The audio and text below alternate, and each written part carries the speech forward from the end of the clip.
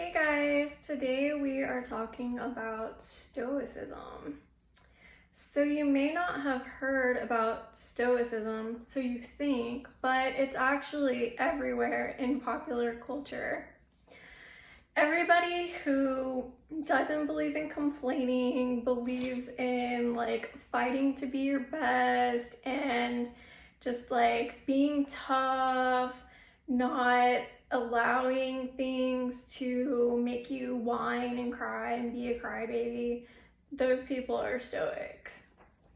And it's a concept that's been around for a really long time. So today we're going to talk about it. So basically, the Stoics, they had a conception of reason, and the rational soul was a faculty that was capable of immediate perception of virtue and vice, moral good and evil. And the rational soul is the divinity that is within us, the seat of knowledge and virtue. We are inspired by it to do all moral good when the lower passions are restrained. So they believed in being really rational instead of being emotional, because we basically, you guys have your rational mind, and then you have your emotions and your emotional animalistic mind, and they believed, and even your body, and they believed in overcoming all of that and being your highest best self. Anyways, so we are inspired by this rational mind to do all moral good. So they believed in, being a good person was important. And it's synonymous with the heart. You follow your heart, and that's how you know what's right and wrong for you. And the most important practical truths are found out by attending to the inward calm sentiments or the feelings of the heart. And this constitution of heart or soul is certainly the work of God, who created and still pervades all things. The Stoics, Marcus Aurelius among him, if you want to look him up, they believed that there is a law of nature, and this law is known by reason, the intellect, the rational soul. The perception of moral distinctions, of virtue and vice, of rights of various kinds did not depend upon a law. So basically you have the law of nature, if you watch National Geographic and you see animals being animals, that's just the natural law. But as humans, we actually have faculties, that animals don't have, that allow us to rise above nature and the natural law, basically. There's a part of God, a spark of the divine fire that is present in every human being. If you try to run from God, your master, then you end up being a slave. We are all fellow citizens of the universe or the world, and so they believed in being good citizens. They believed in being good citizens because we're all, in this universe or this world together. And so there's a relationship that should be important between the citizens of the universe and its ruler, which would be God. A mind that is entirely conformed and resigned to God and persuaded of his wisdom, power, and goodness cannot imagine any event to be hurtful to the universe. And when it is united in will with God, it must acquiesce in all that happens and can make all events good to itself, as they are occasions of exerting the noblest virtues, which are its supreme good. So basically, they believed in non-resistance, not complaining whenever something happened to them, because they believed that this was all part of the divine plan, part of God's plan, and that they are all citizens of the universe, and God was pretty much impartial. Like, they got what they were supposed to have, and they weren't going to argue with God or complain about it to God. Instead of being like, God, why me? Why me? They're not going to fight what they perceive to be God's plan. And so they would just use it to make themselves better. Like, if you go through something bad, you learn from it, and it's there to make you better. People who have never endured anything, there's no way that they could be as strong as people who have been through a lot, basically. And so that is like the good that comes out of the bad, and so they would focus on that, the supreme good. And we have obligations, a sense of duty or devotion between the citizens and God, the ruler in the universe. So everything in your life isn't going to be fun. You've got obligations and stuff you have to do. And God's going to, take notice of all of that you're doing, doing the best you can despite whatever situation you get. And love and desire alone that which happens to you and is destined by providence for you for what can be more suitable. So whatever happens to you, they believe that that's providence, that's God's will, or when it happened. So you have to at least accept it, but you want to try to love it and find some type of desire for what you've been given, basically.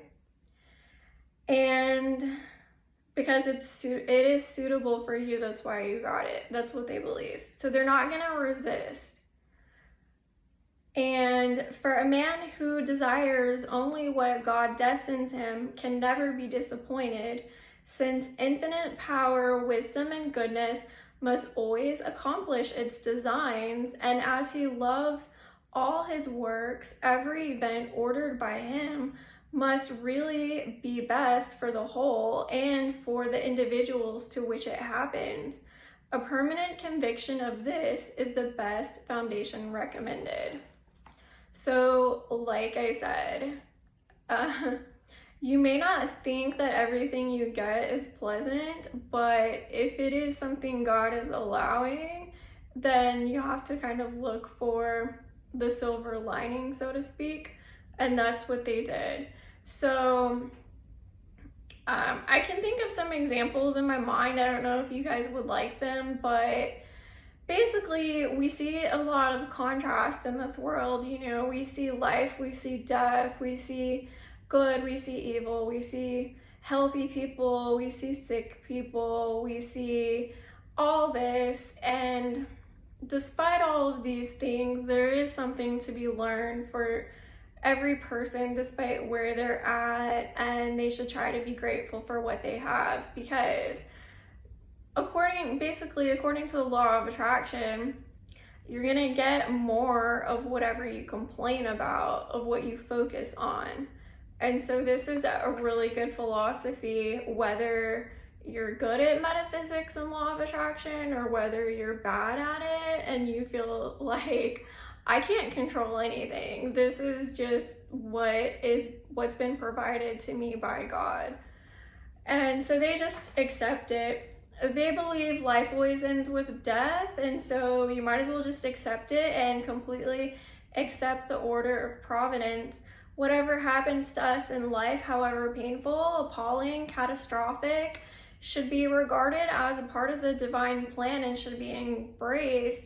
Whoever wishes otherwise is trying to stop the motion of the universe, and for some little convenience of his own, to disorder and discompose the whole machine of the world.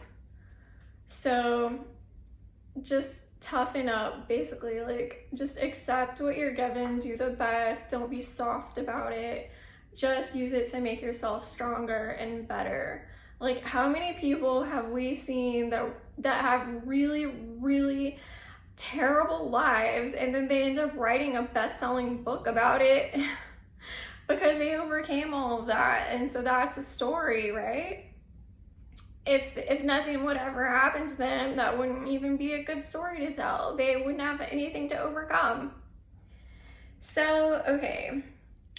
Where am I at? This is too absurd to deserve any serious consideration. So they're not even gonna think about why or trying to change things. They're just gonna go with it. They're just gonna roll with it. It is indeed so very absurd that one can scarce help suspecting that it must have been in some measure misunderstood or misrepresented.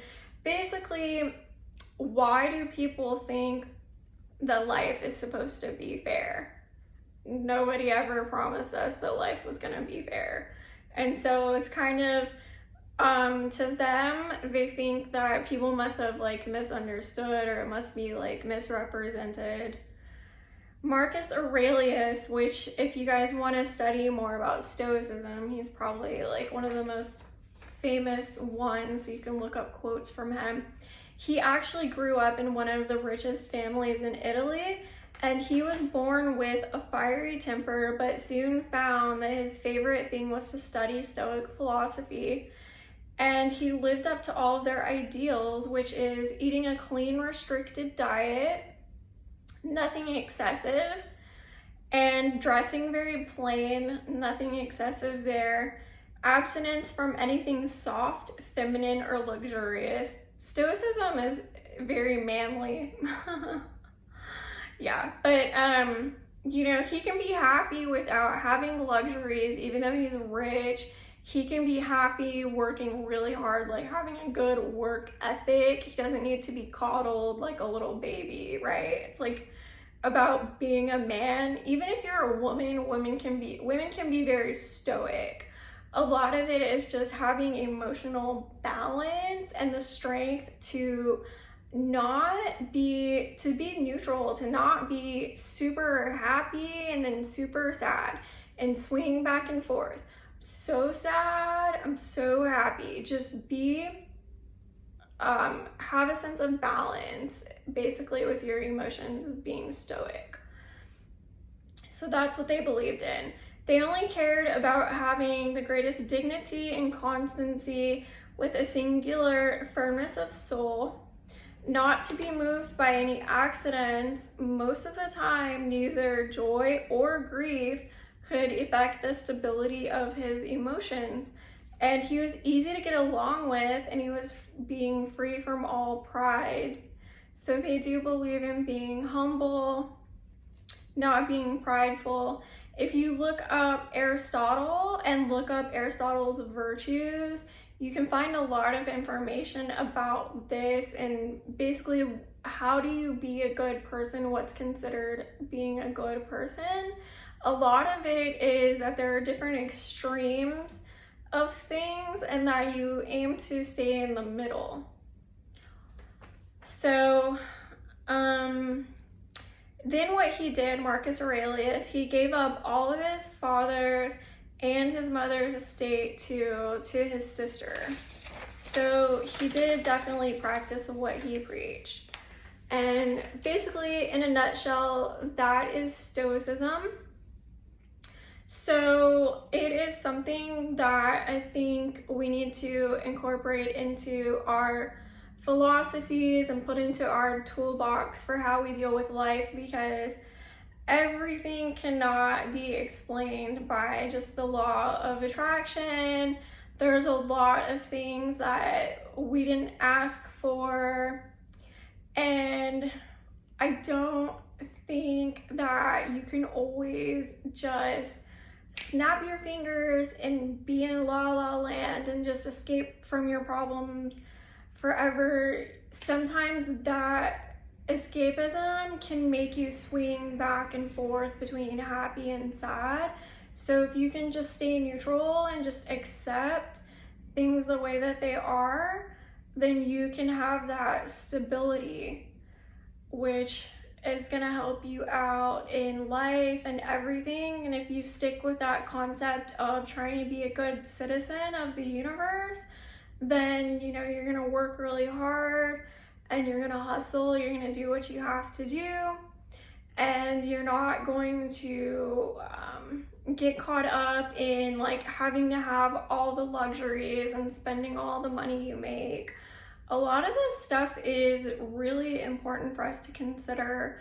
So I may have to do more stuff on Stoicism later, like to talk about all the different virtues and the vices. But the thing about it is that in your rational mind and in your heart, you know what is good and what is bad. And so you can follow that instinct that you're given, because we are given that, whereas animals are not. And so we can understand things in a certain way, and we can understand how all of this is for our best. And then it goes down to, I guess it's called the serenity prayer, right? Like, help me change the things that I can change, and then help me to just accept the things that I cannot change. And I think that that's something that is pretty powerful for certain times and certain things that we go through in life. But don't let it make you bitter. Let it make you better. Okay? So anyways, that's Stoicism. I hope you like it. I hope you got something out of it. And it's something that definitely helped me out, so it'll probably help you out too. If you like this video, then hit like. I really thought it was important to talk about Stoicism. For one thing, a lot of guys are really, really into Stoicism, and they don't really even know what it's called. They just know that they're supposed to be tough, and I still have almost all guys watching me on my channel. I've got like over 90% guys, and so I was like, all right, maybe I need to do something that really kind of speaks to guys. But I think it's so important for women too, just to be able to be centered and to have that control over your emotions and not whine. It's really important to not whine, right? Because you're gonna attract more of whatever you're complaining about. So it's better to just accept and not resist things, and then that will help you to be a better person and live a better life and see the good thing in everything that happens to you. Anyways, thanks for watching. Bye.